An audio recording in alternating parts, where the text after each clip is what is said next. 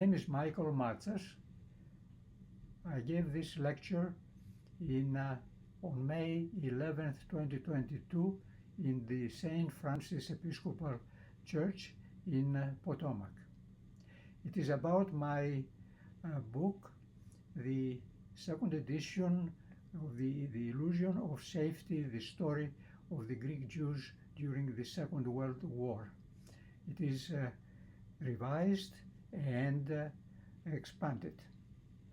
The first edition was published in 1997. Since then, many important books were published and also more information became available. I was born in the city of Ioannina in 1930. My father was an employee of the National Bank of Greece. When I was 5 years old, he was transferred to the city of Arta, where my sister Nineta was born. We left behind 126 close relatives who were later on killed by the Germans. Fortunately, I did not know them very well, and my sister Nineta did not know them at all.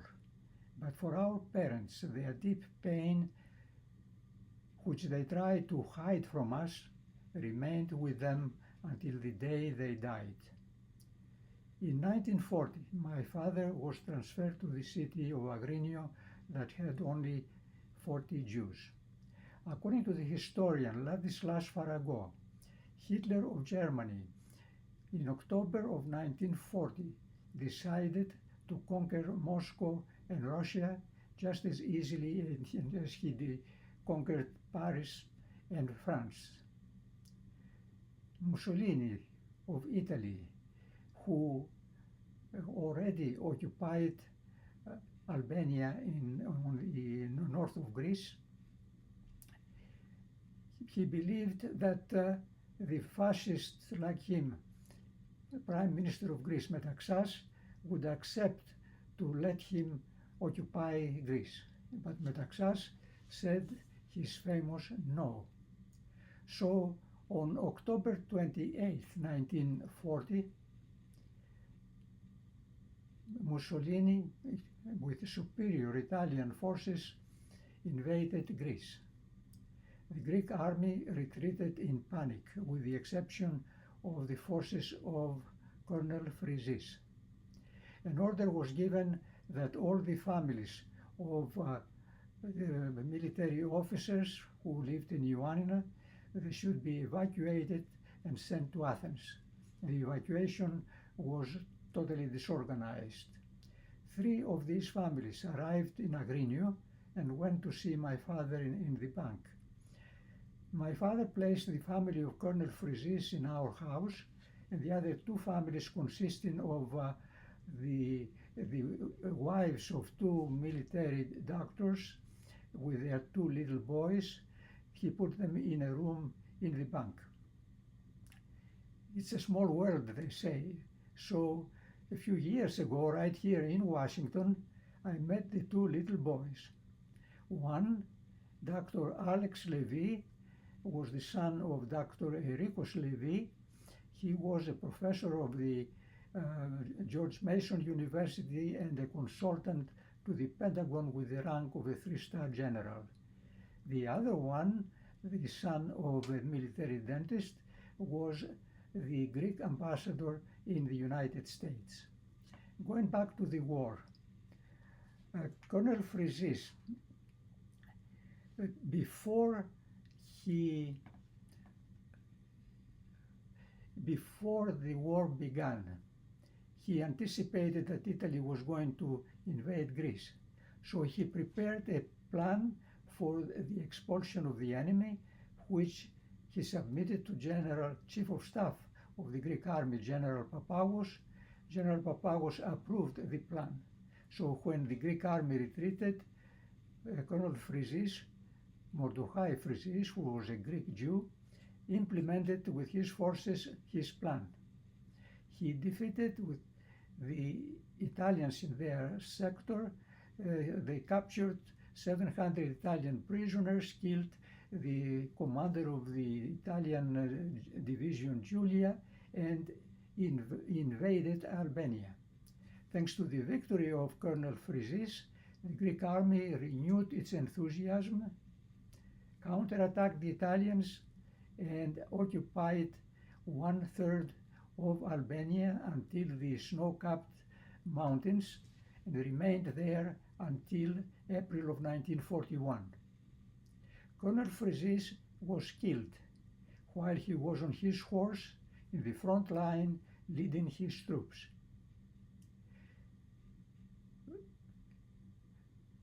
Matsas, the prime minister, and General Papagos gave him the greatest honors with marble statues and warm condolences to his family.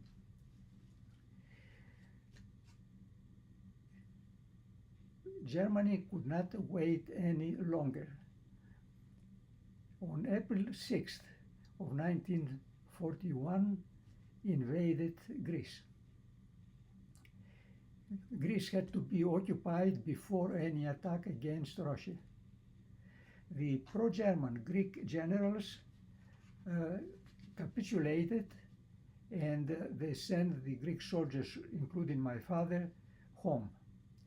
And once all of Greece was occupied, the Germans were ready to attack Russia, and that was a little bit too late. On June 22nd, 1941.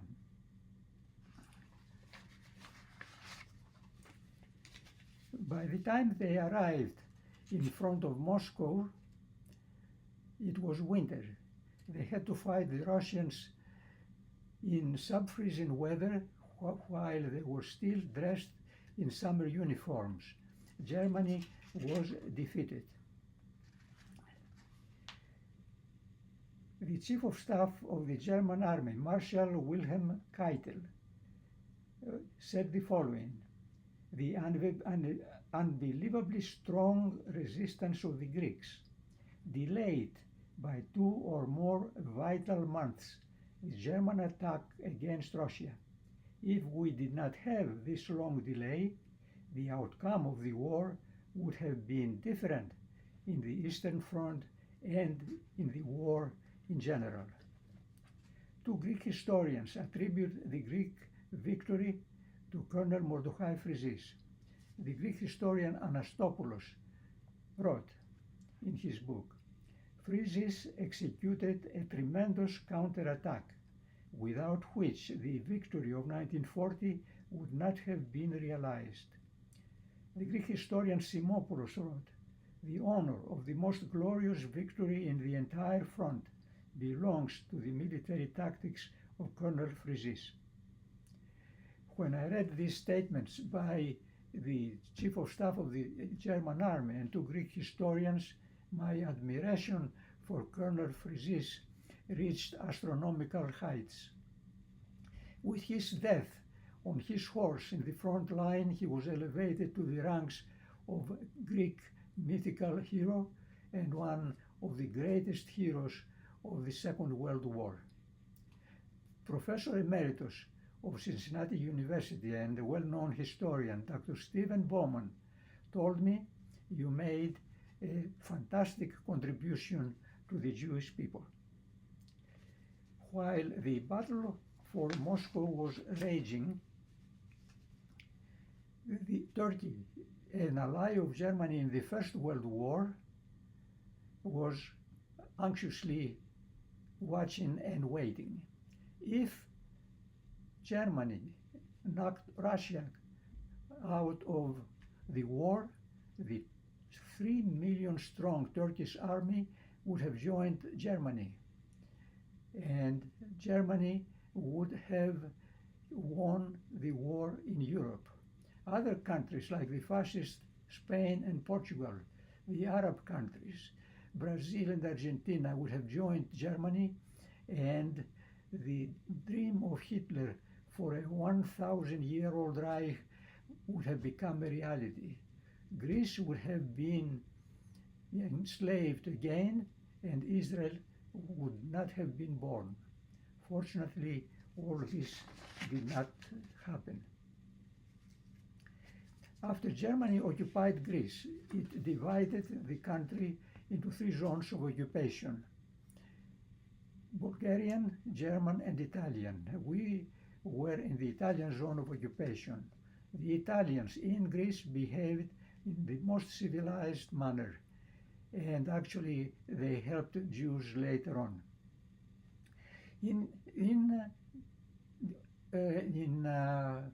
Up to December of 1941, the United States had diplomatic relations with Germany. The German military attaché in Berlin reported that as soon as the Germans get into a Russian city, they arrest the Jews and take them out of the city and kill them.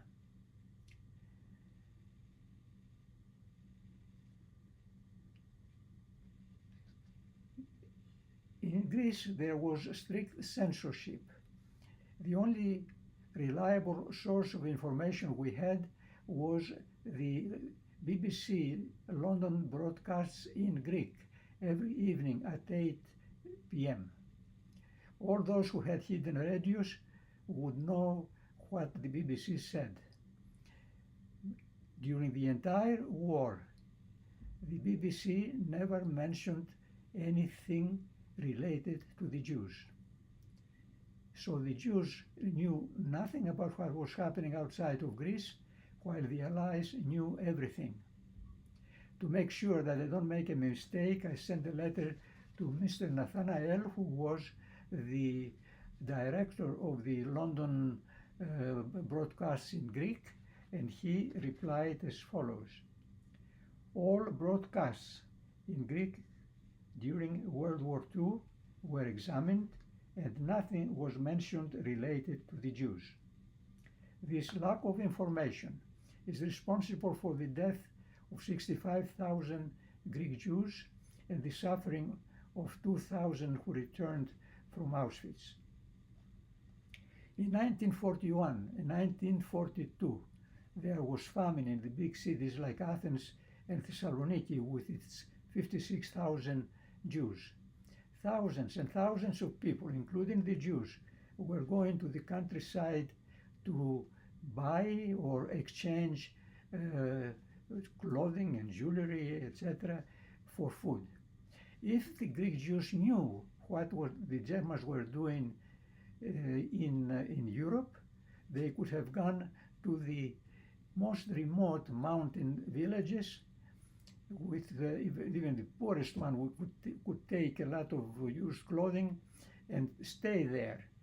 And there were 30,000 former Greek Jewish soldiers. They would have preferred to die in the Greek mountains protecting their families rather than in Auschwitz. They could have killed, even with knives, all the Greeks who wanted to betray any Jew. The Germans had no idea who were Jews. It was the Greek traitors who knew.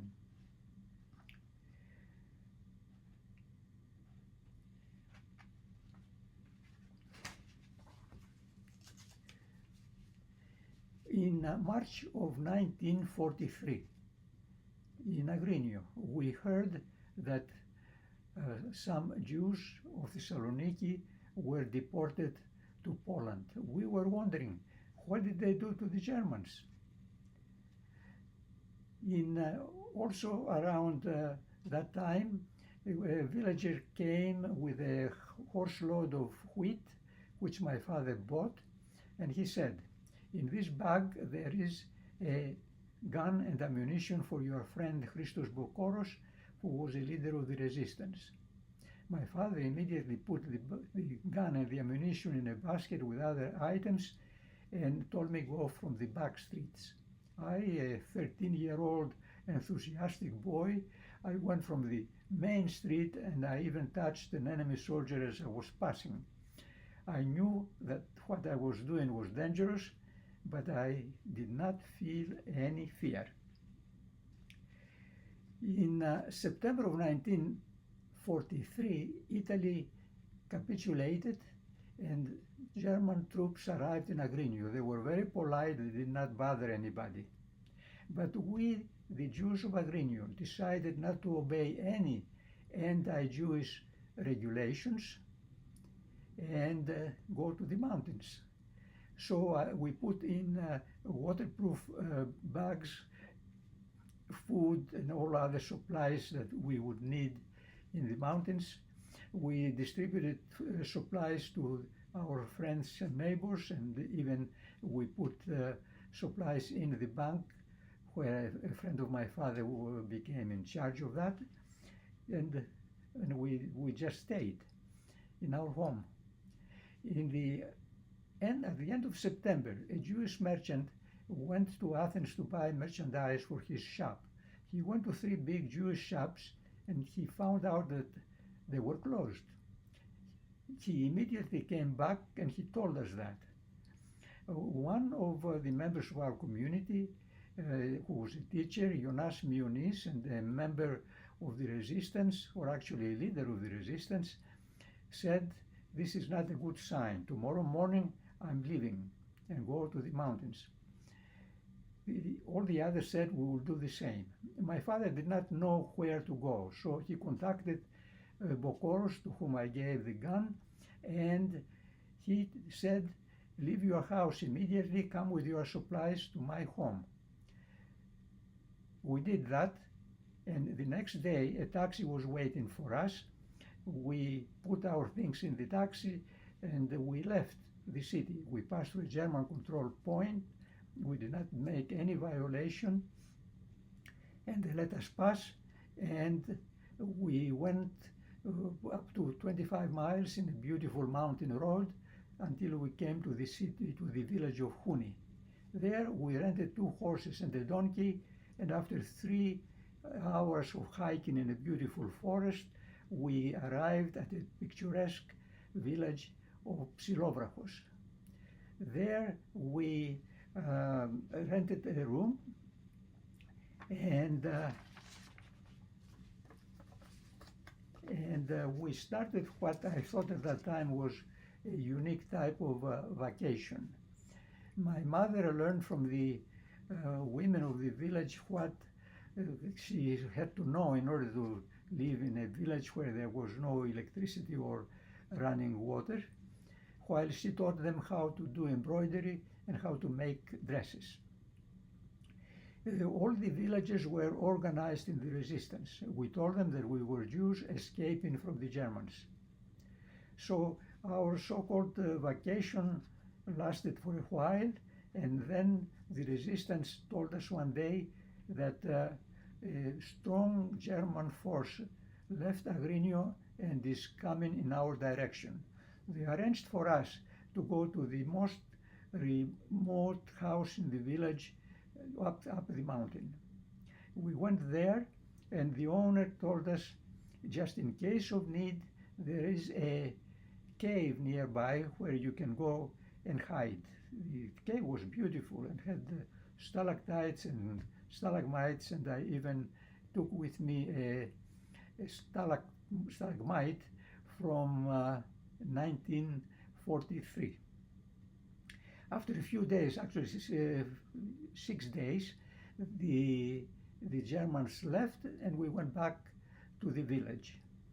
We continued our life, and we sent a villager to the city to bring to us.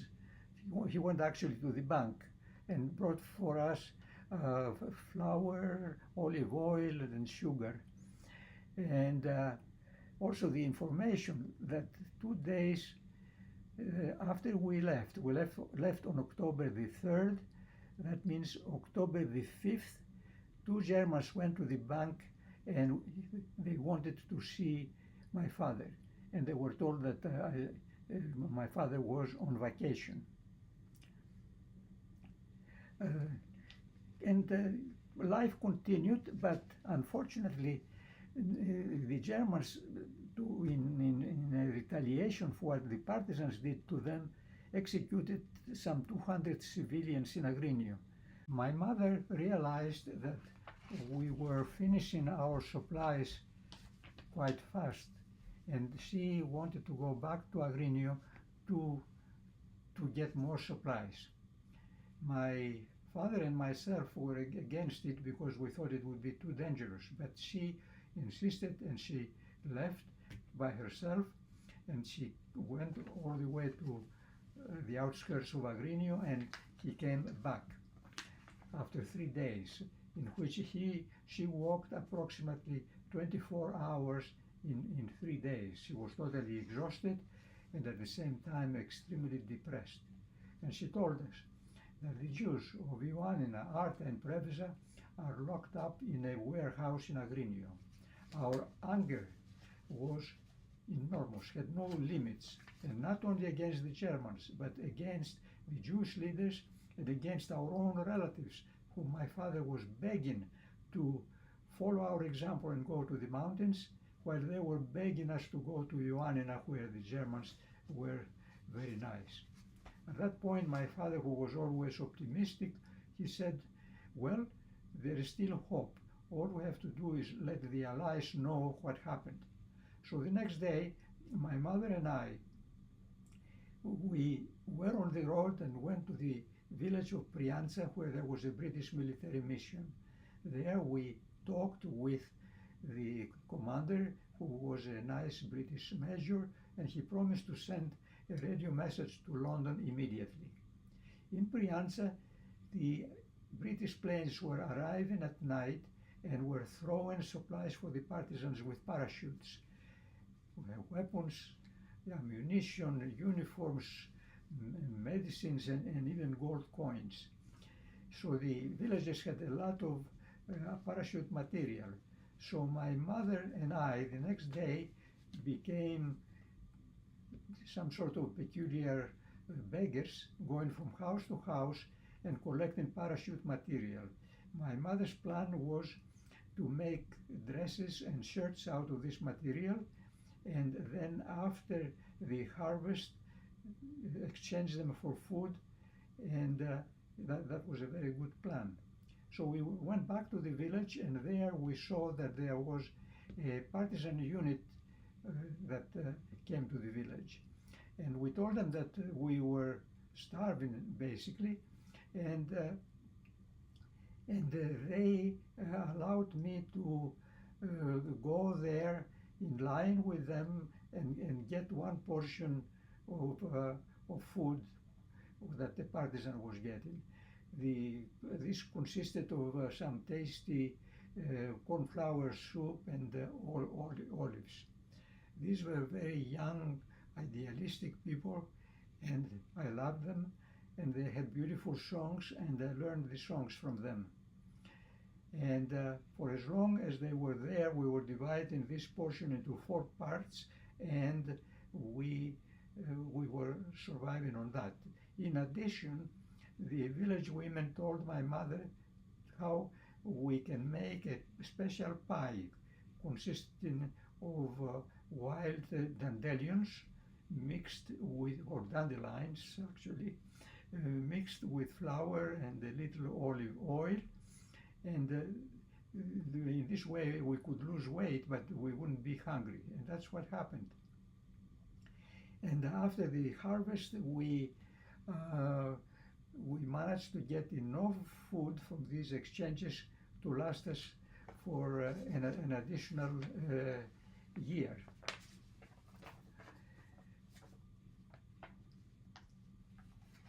In September of 1944, the Germans left Greece, and by exactly the same day of October 3rd, exactly 1 year from the time that we went to the mountains, we returned to the city. Although I never opened my books during this time in the village,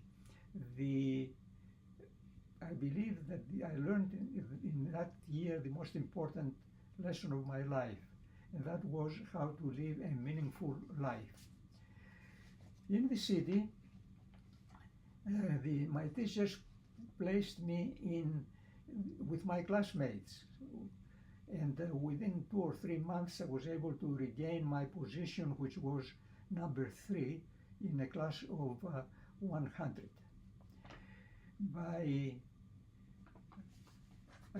After we returned from the village, I thought that what happened to us had some historic value. An important man like my father coming to a place like that and living on dandelions had historic significance. So I wrote my manuscript called 1 Year in the Mountains. When my father read it, he created immediately a hiding place for it under our dining room table. He explained to me that after the war, the collaborators of the Germans became the important people in Greece, and the combination with the assistance of the police that was already collaborating with the Germans and the courts, they persecuted many of the partisans. Some were executed, some were exiled, some were imprisoned, and many could not even go to the university. So I realized that I should keep my mouth shut, and that's what I did. In 1948, I went to Athens to take the examination to enter the dental school. I studied very, very hard, and out of 820 candidates for 30 positions, I came number 17. After I graduated as a dentist in 1953, I had to serve in the Greek army for 3 years. I decided to learn English by myself without a teacher at that point, and I did. In addition, the army liked me very much because I worked very hard, and I was, I believe, a pretty good dentist. So I was promoted to the highest position for a reserve officer, and I became the dentist of the Military Academy of Athens. In 1956, I was accepted by Georgetown University Dental School for a postgraduate course. In my first 10 days in America, I loved the American people, and I loved the country, and I decided to make this the home of my future family. In 1959, my sister had already come because we decided that we didn't want to separate from each other. And while I was studying and living on $1 a day, she came. In 1960, I was married, and in 1963, my parents came from Greece, and they decided to stay for some time in America and some time in their home in Athens.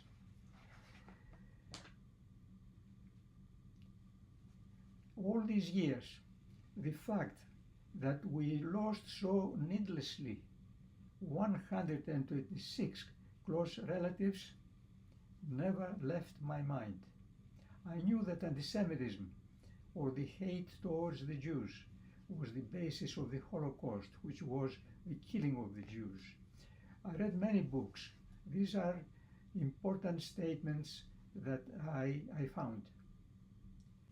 Pope John the 23rd declared, "Not all the Jews at the time of Jesus were responsible for his crucifixion, and certainly the Jews of today are not responsible for his crucifixion." Pope Paul II said, "We cannot possibly not recognize the betrayal of the Gospels which brothers of ours committed, especially in the second millennium." In the book Hitler's Pope by John Cornwell, Pope Pius XII signed the Reich Concordat. This treaty, by Hitler's own admission, sealed the fate of the Jews of Europe.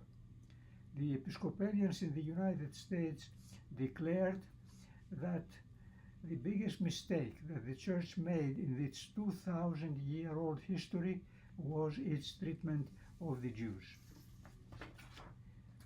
Judy Montague wrote in her book Where God Stood in the Holocaust, The Holocaust was just the latest in a long chain of Jewish suffering and death resulting from persecutions stretching back through the centuries in so many places where Jews have tried to live their lives in peace.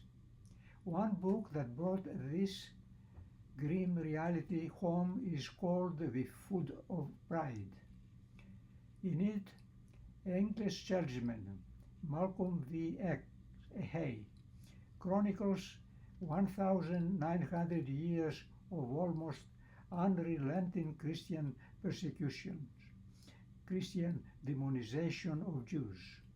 It is heartbreaking to read about the careful tending of the toxic soil in which the seeds of genocide developed.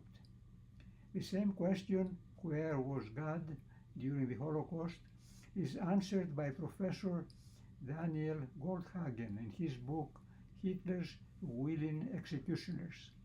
He wrote, "The answer can be found in the widespread, profound, and virulent antisemitism based on the traditional religious enmity to Jews.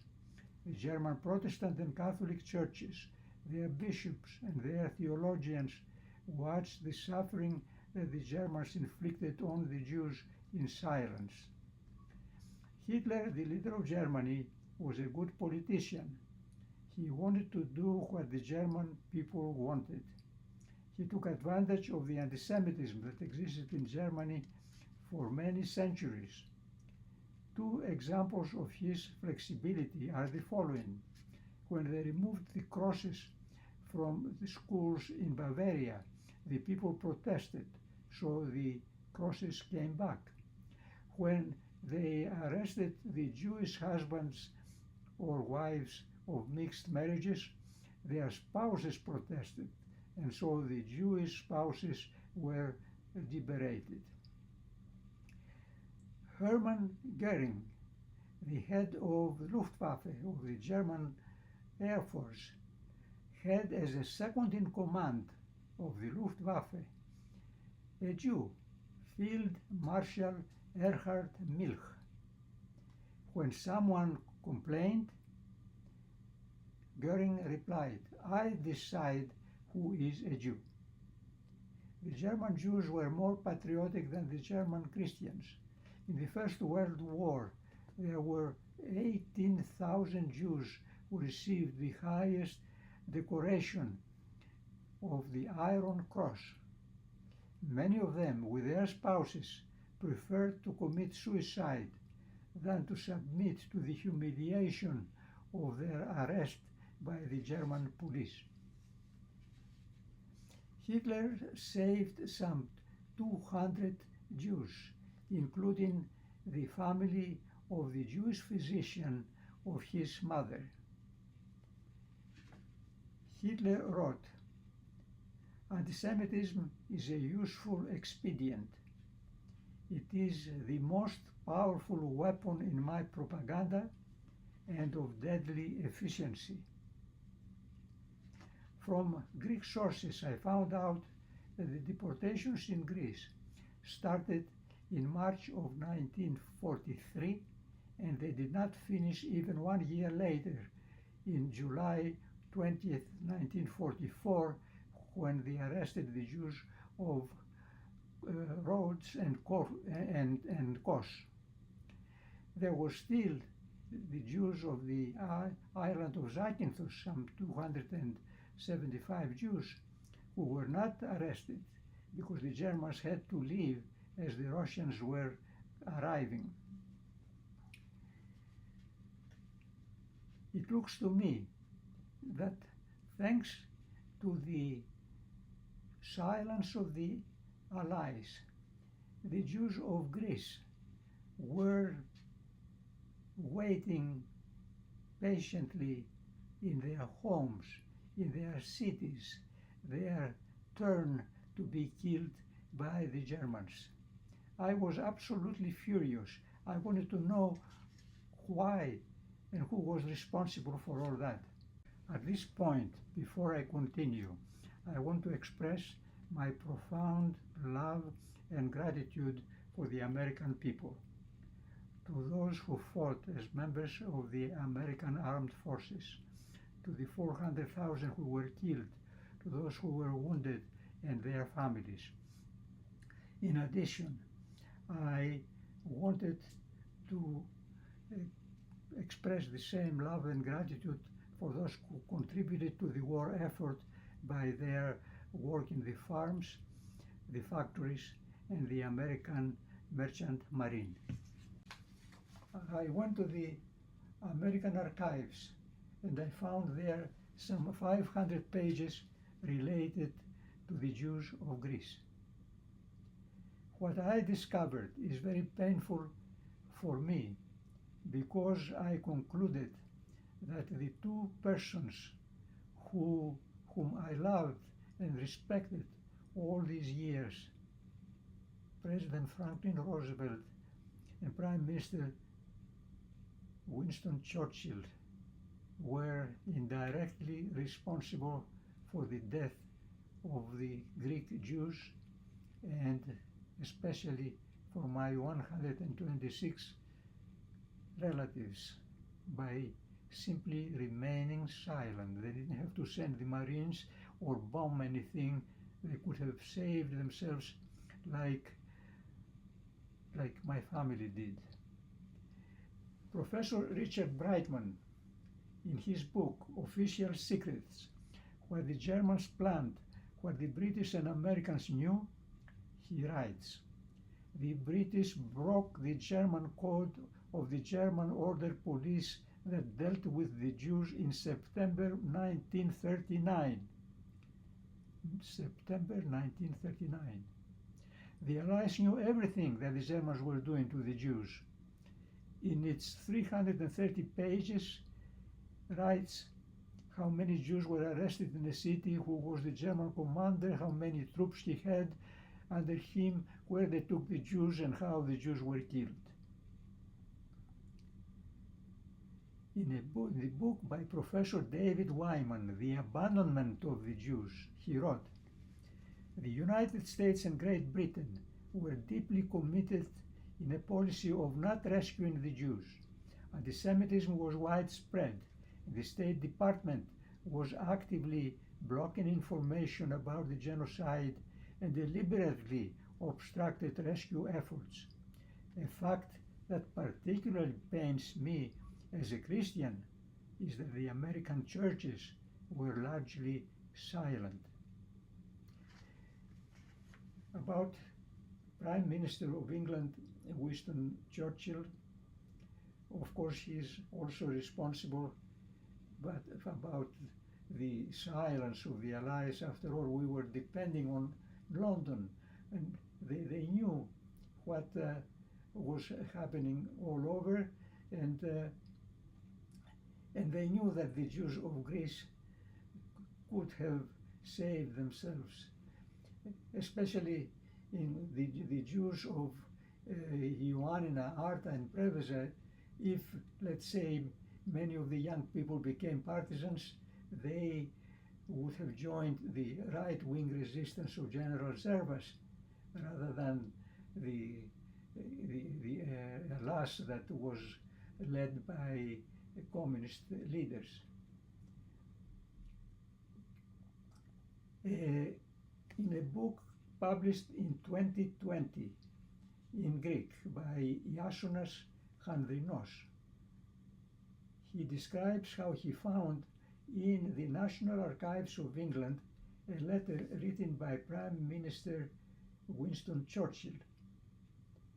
He wrote, perhaps it is preferable for us if the Greek Jews, rich or poor, remain in the hands of the Germans. Perhaps it is preferable for us if the Greek Jews, rich or poor, remain in the hands of the Germans. John Pelle, in America, director of the War Refugee Board, accused the State Department for keeping information about the Holocaust from the American people. Officials of the Treasury Department exposed this dirty scandal, as they called it, in a report under the title Acquiescence of this Government in the Murder of the Jews of Europe. Acquiescence. The head of this government was President Roosevelt. I believe that in a protest against the anti-Semitism of President Roosevelt, his great-grandson became a rabbi, Rabbi Joshua Buttinger, who is alive, wrote this about his famous ancestor. If he knew about the slaughter of the Jews of Europe and he did not act, that is very serious, inexcusable. If he knew about the slaughter of the Jews of Europe and he did not act, that is very serious, inexcusable.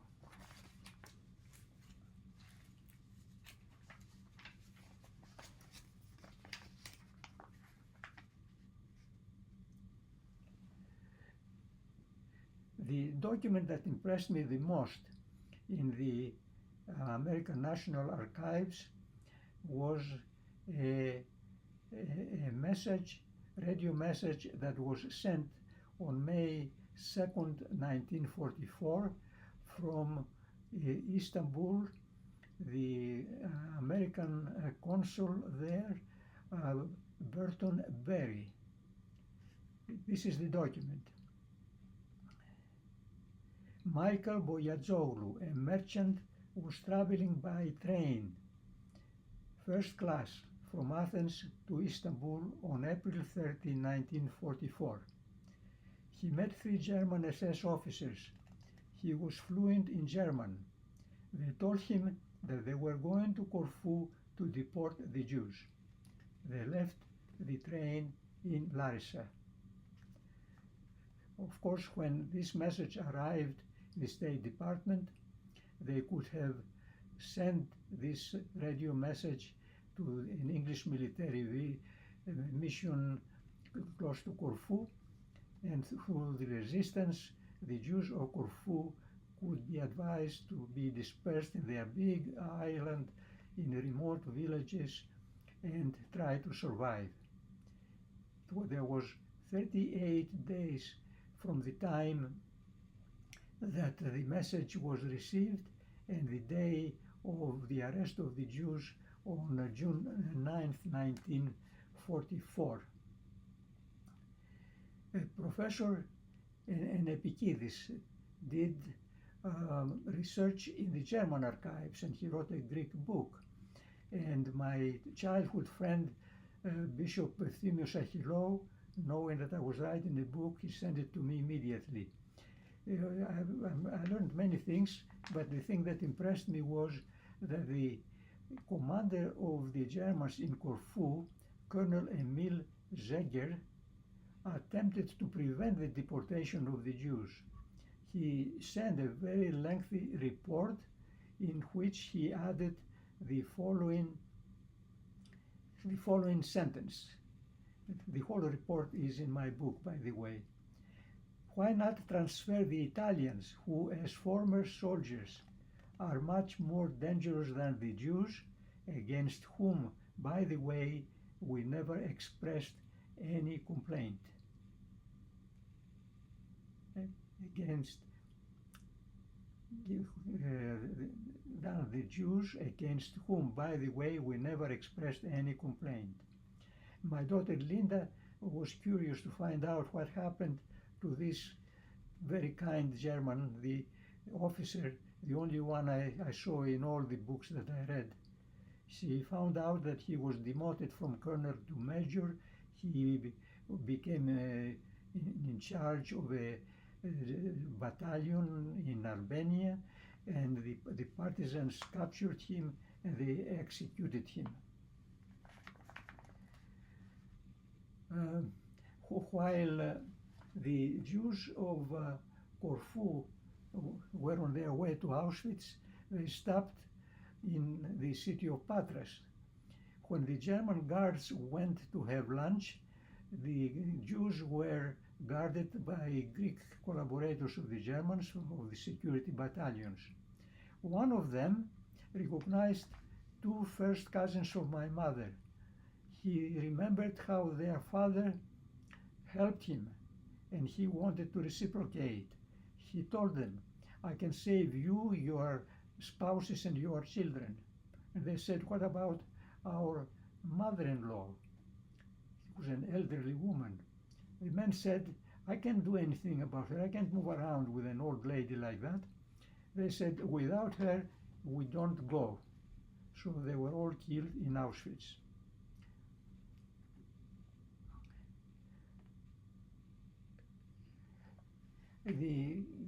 About the Corfu, I want to finish with a pleasant point.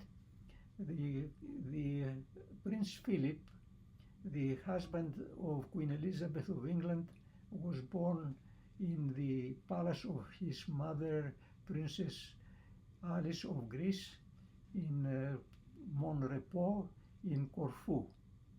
And Princess Alice saved a Jewish family in her home in Athens, and she is honored as righteous among the nations. The abandonment of the European Jews by President Roosevelt became obvious when he refused entry to this immense country to the 900 German Jews of the ocean liner St. Louis. 600 of them, after they were returned to Europe, so 600 of them were killed by the Germans, while 300 who were accepted by England survived. Saving the Jews of Europe should have been a moral obligation for the United States and not simply a humanitarian act. 550,000 American Jews served with distinction in the armed forces of the United States. 11,000 were killed, 40,000 were wounded, and almost all of them had relatives in Europe who were abandoned in the hands of the Germans. Those in power in the American government rejected thousands of applications for immigration to this enormous country. Among these applications was that of Anne Frank's family in Amsterdam. While 6 million Jews were dying in Europe, the United States was becoming a nuclear superpower thanks to Jewish scientists like Albert Einstein, Oppenheimer, Szilard, Teller, Rabi, and Admiral Hyman Rickover, inventor of the nuclear submarine, while the relatives of these men were dying in Auschwitz and Treblinka. Conditions in Greece were such that most Jews could have saved themselves, like my family did. The silence of the Allies benefited the enemy, the Germans, enormously, both financially and militarily. Financially, a few days before the arrest of my relatives in Ioannina, a hydroplane arrived in the beautiful lake Pamvotis with a young German officer by the name of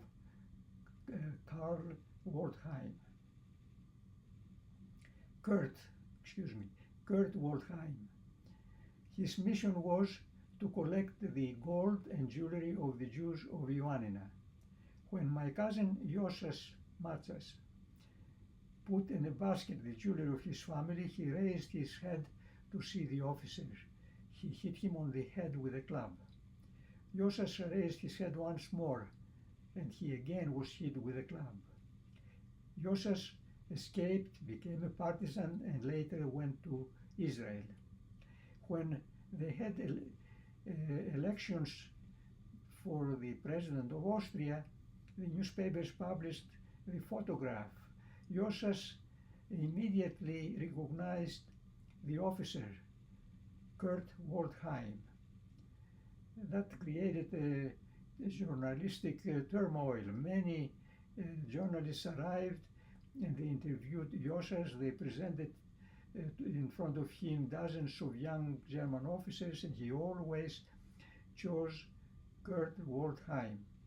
A man from Switzerland wanted to bring him to New York and through television and radio stopped the election of a criminal as the president of Russia, president of Austria. The man became so excited that he got a heart attack and he died, so Yosas never came to New York.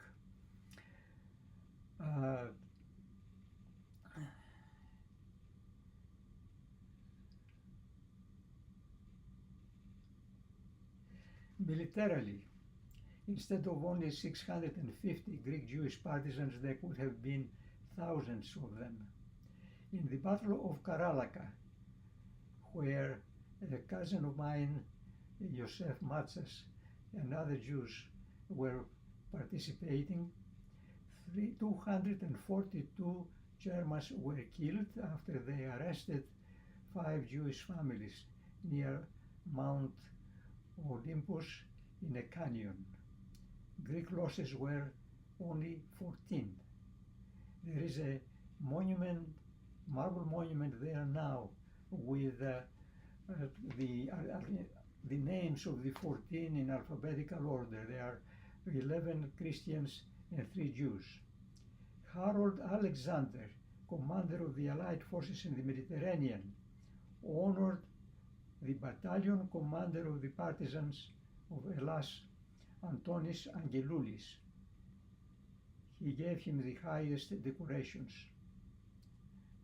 My father's first cousin, Michel Negrin, he was a physician with the forces of the right-wing General Zervas. After the Battle of Menina, he treated partisans, and then he faced 10 seriously wounded Germans who were abandoned in the battlefield by their comrades. He eventually decided to save them, and when they recuperated, they took them near the shores of on the shores actually of Ionian Sea, and they were picked up by a British submarine. I will finish with this. Everyone knows that another Holocaust, not by Germany this time, but by Iran, it's in its planning stages. And again, all the so-called civilized nations of the world do nothing that can prevent it. I thank you very much.